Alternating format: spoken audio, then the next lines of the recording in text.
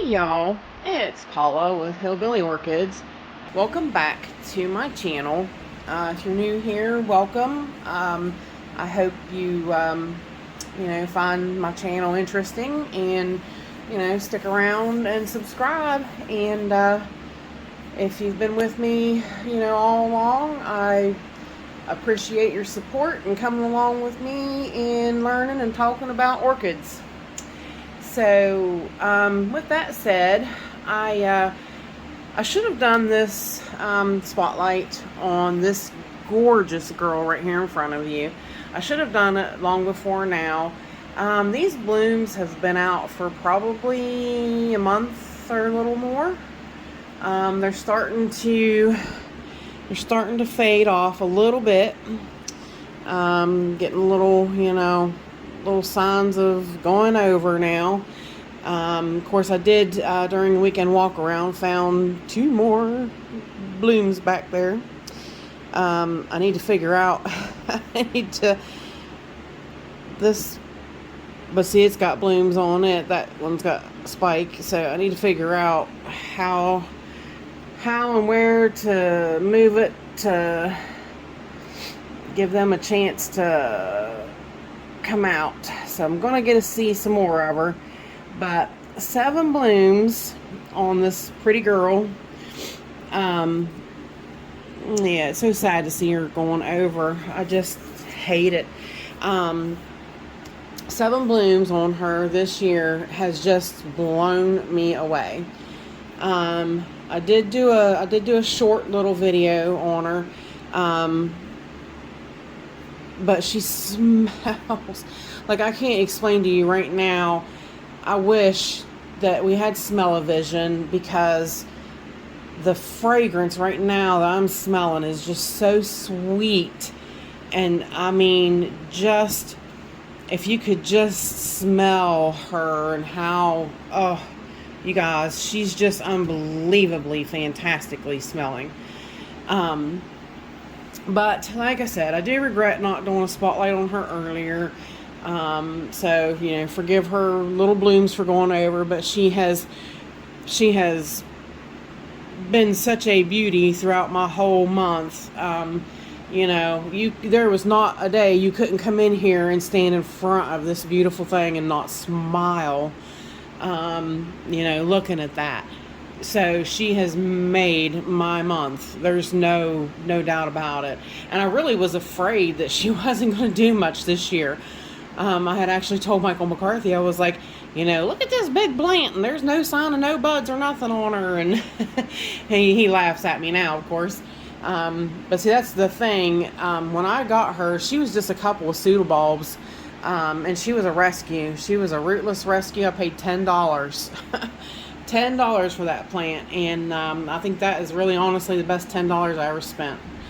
I had in one of, I don't know if it was the short or one of my weekend walk-arounds, one of my viewers, and I wish I could remember who, because I would love to give them credit. So please, if you're watching again, say something in the comments, because I do want to give you the credit for saying that they had said that this is an old hybrid.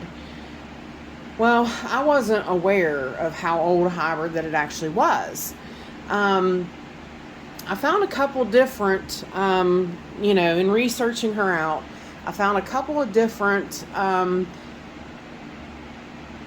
ideas of exactly how old of a hybrid she could be. Basically, and of course, some of our websites and stuff,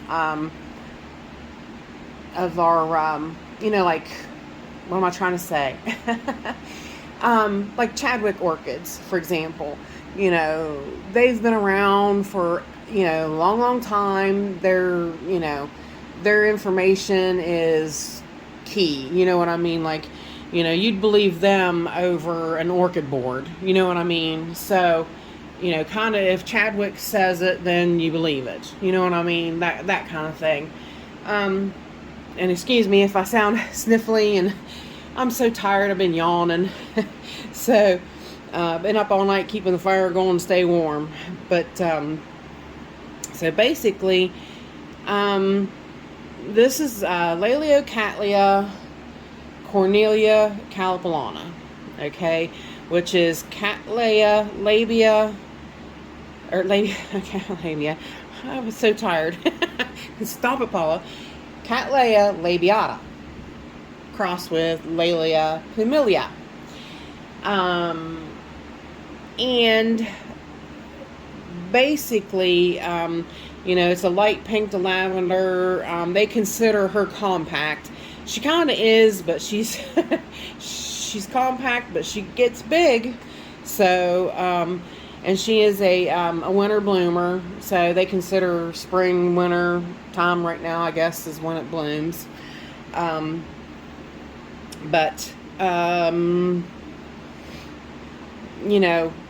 they say she can bloom twice a year, but ever since I've had her, she's never bloomed twice a year. But in looking her up, I did find, it says was this, I can't remember if this was, which site this was. This says Orchid Hybrid, Cattleya Cornelia, 1954. Okay, so I'm assuming this is when it was registered. Says this name is currently accepted by the RHS. Cattleya Cornelia, 1954, is an orchid hybrid originated by Bracy in 1954. It's a cross of Cattleya Villa de Liege crossed with Cattleya Vivian.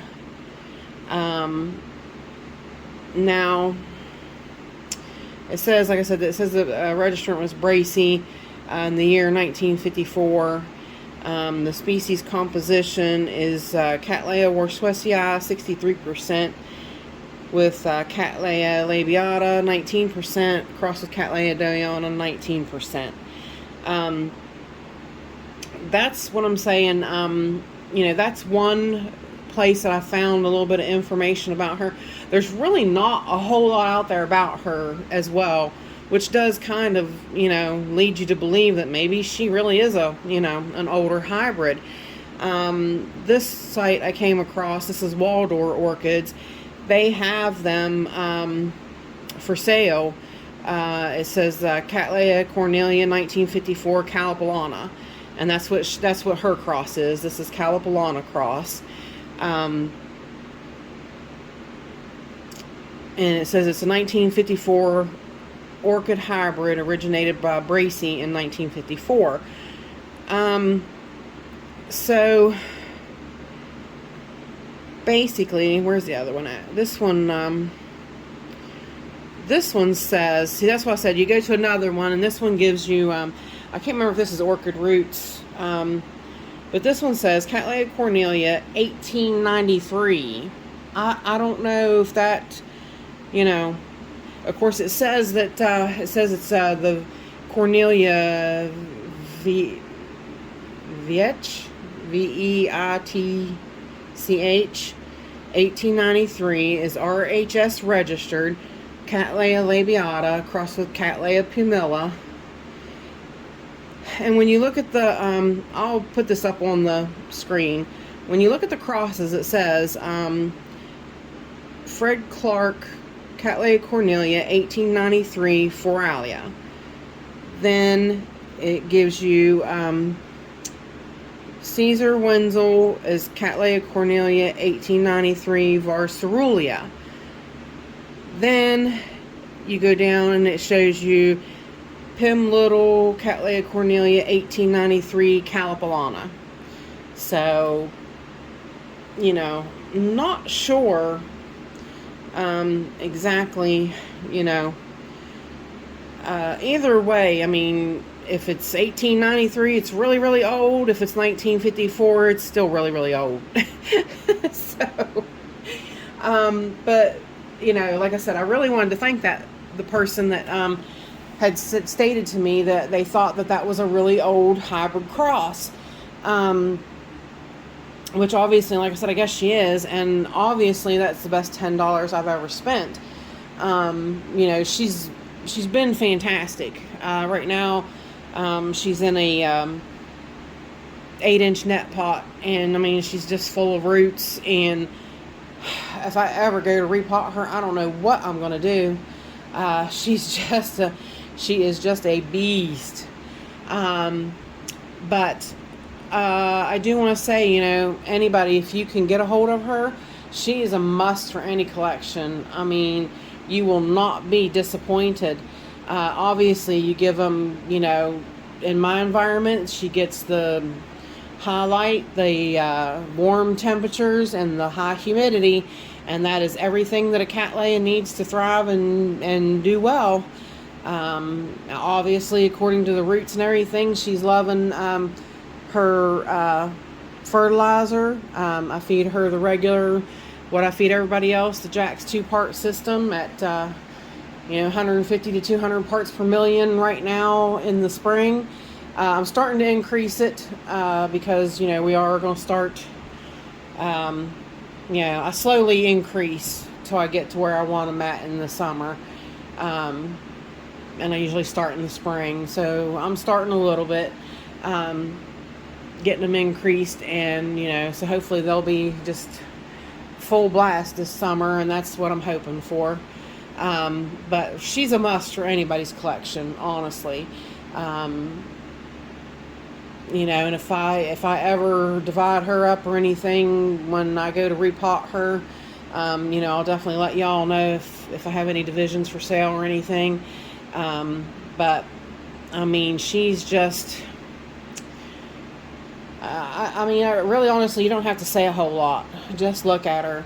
I really wish you could smell her.